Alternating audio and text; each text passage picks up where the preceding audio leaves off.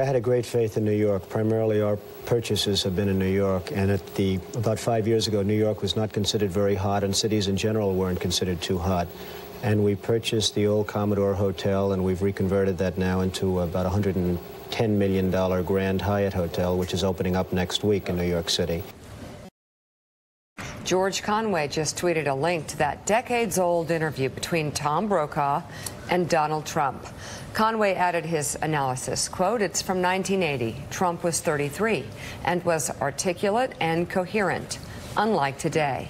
Conway calls it a, quote, "remarkable contrast to today, when all you get are these often incomprehensible word salads." Well, we've always talked, Willie, about the 88, 89 interviews on the Today Show where he's talking lucidly about, at the time it was Japan that he was knocking around, that Japan was going to take us over, and whatever other country he was going to take us over. But again, there is no doubt that what George Conway's getting at is the case.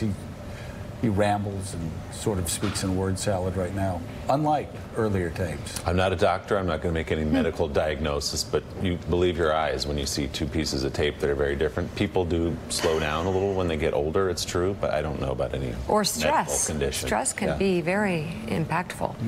Joining us now, Professor of History at Tulane University, Walter Isaacson. Speaking of very stressed out, and national correspondent for Time magazine, Charlotte Alter.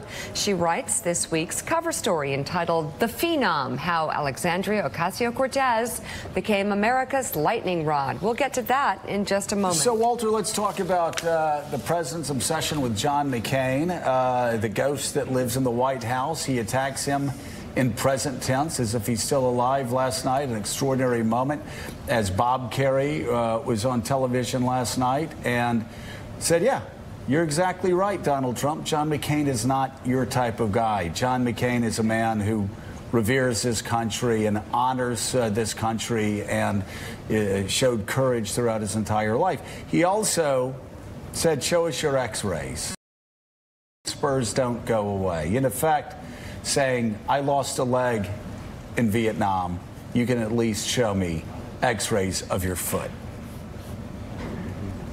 It's totally amazing what goes through Donald Trump's head when he decides that he's going to benefit by attacking somebody who is so different from him, so coherent and, smart on foreign policy, so brave by going to Vietnam, such a national hero.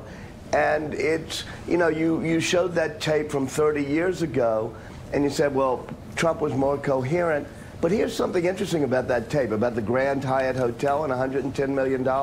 I know a lot of people who were involved in that hotel deal.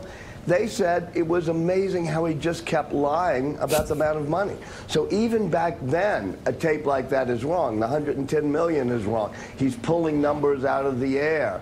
And I think that's the deepest thing about Donald Trump, is that he doesn't tell the truth. And again, you follow it from when he was 33 to now when he's, what, 72, 73, and he's lying about it. I'm meeting George Conway. I've never met the guy before. I don't know him. He continued lying about that even after Conway showed the letter where Trump is thanking Conway for working with him at Trump Tower before he was president.